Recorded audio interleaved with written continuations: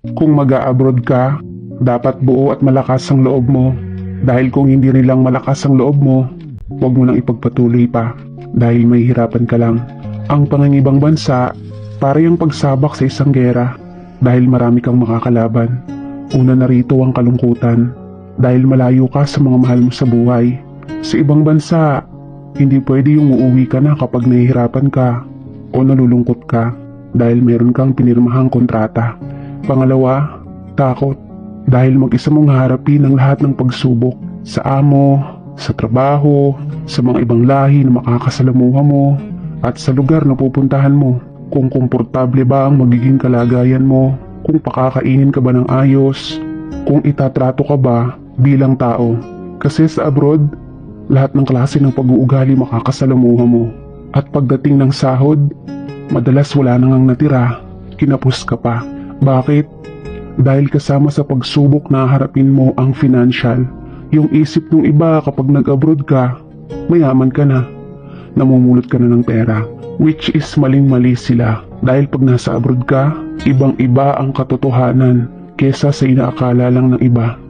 Dahil di nila alam, may mga oras na tutulo na lang ang luha mo nang hindi mo alam.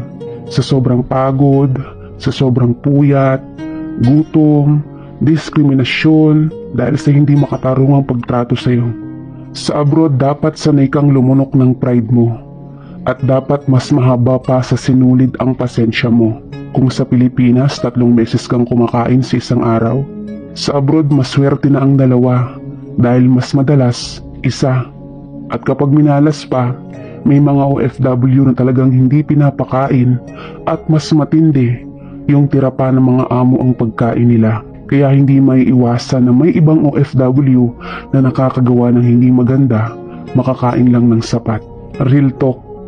Yung mga OFW ang pinaka-the best pagdating sa pakikipagplastikan, pinakamagaling na artista at pinakasinungaling. Kasi alam nyo kung bakit? Kapag kausap niyo sila sa camera, lagi yan silang masaya.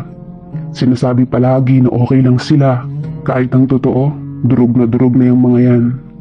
Kapag wala ng pera ang pamilya sa Pilipinas, kahit walang-wala na rin sila, sasabihin ako nang bahala.